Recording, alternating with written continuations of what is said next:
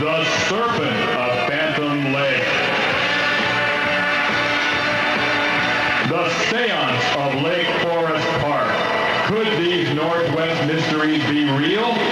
Find out as It Is Real investigators uncover the secret and show you video clips from the most shocking Northwest phenomena ever seen.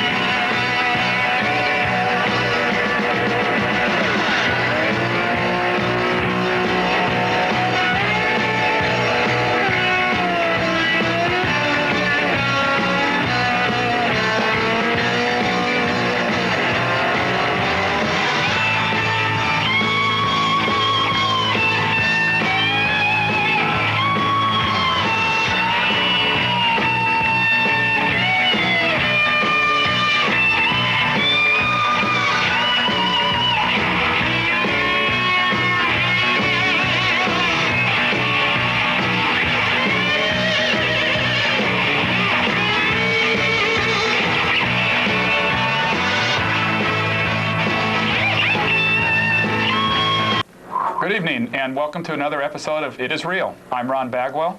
My name is Bill McFerrin. We have a great show for you tonight. It's in regards to monoliths of the Pacific Northwest and the Oregon coast.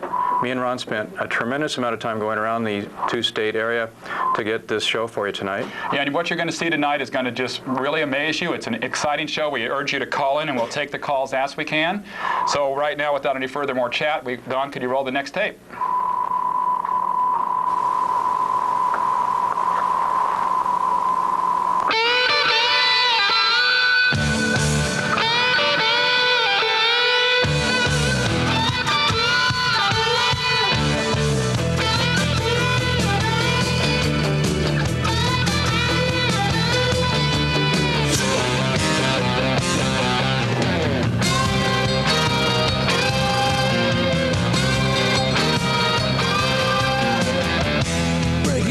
In a market town, she eats filet of soul and washes it down with sparkling wine.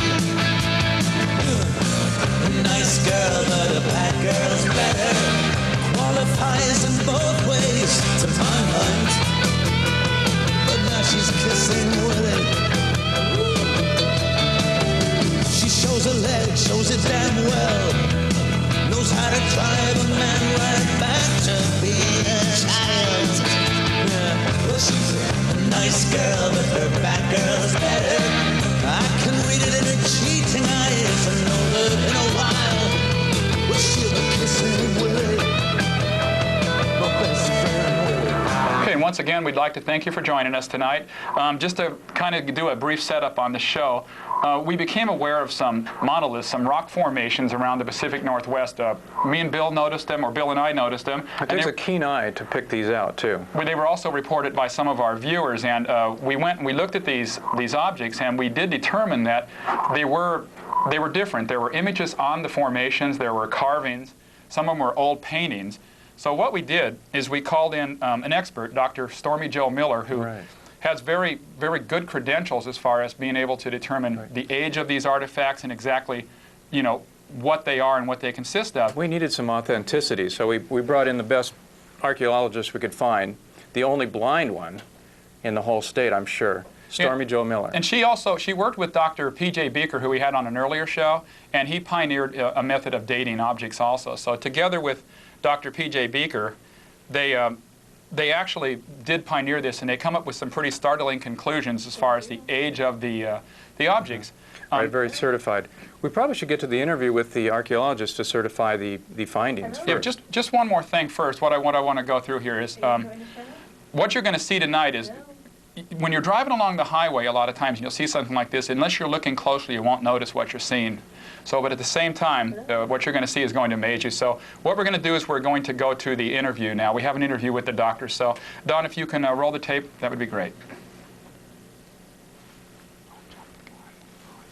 Hello, this is Ron with It Is Real, and we're here today with Dr. Stormy Joe Miller, a well-known specialist in many fields. And Doctor, we'd like to, I understand that you're experienced in many areas, a geologist, paleontologist, historian, and an archaeologist. That would be a rather well-rounded specialist, if you ask me. I'm also an anthropologist, Ron. Oh, anthropologist. I didn't have that on my list. Well, you are very, very experienced in a lot of areas.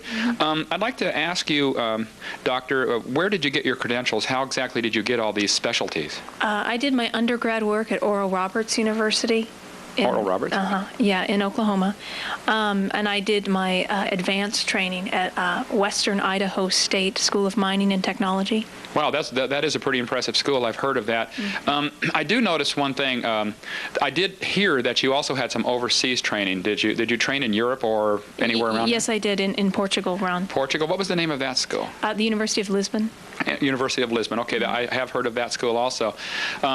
You heard of the monoliths that were uncovered here, and you decided to join us to do an investigation of these amazing discoveries.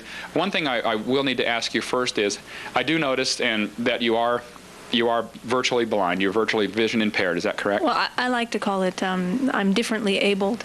Differently able? In the vision department, yes. Okay, now how exactly do you look at something, a monolith? How would you examine one of these and come up with your conclusions? Really by touch and also by the aura that I get from the rock. So you would say that you basically get like a psychic imprint of the rock itself? That would be correct, Ron. Now, to arrive at the locations of these rocks, some of them are high on ridgetops and cliffs. How do you get to these? How do you actually touch the rock? Well, I have help, but I rappel down the face of the rock. And you're guided. So you use a psychic imprint to some degree, but how do you actually come up with the laboratory results as far as dating these monoliths? Several methods. You know, there are some liquids that we can apply to the face of the rock that I do have people read the results to me.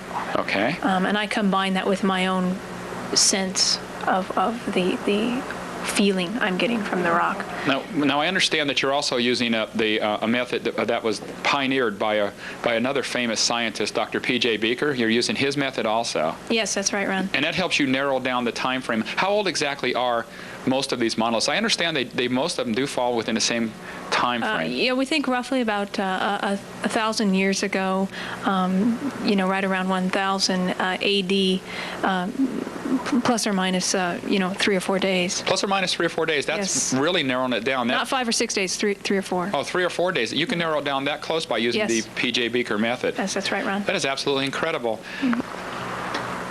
Well, I understand that in front of you right now, in your hand actually, you have an actual piece of rock that is from one of the monoliths. It's actually from the eye socket of one of the images. Could you hold it up like right in front of you there? That's good. What I'm going to do is zoom the camera in on this, and I'm going to try to get a close shot of this. There it is right there. This is an actual piece of stone from the monolith, and this is one of the stones that you actually got your psychic impression from. Is that correct? Yes, that's correct, Ron. Well, that is really... I actually got a particularly strong vibe from the eye socket area. That is why we took it. Oh, that is really amazing. One more thing I'd like to cover with you here is we understand that some of the images that we have found on these stone monoliths around the Northwest do really resemble modern-day famous people. And we kind of wanted to get your ideas behind that as far as how that could be, your psychic feeling on why do they resemble modern-day people? Well, I really believe that the same genetic imprint is cycling throughout time, and these were very important people in their time, and because they were important, they particularly have returned, and this is the way of it being pointed out to us.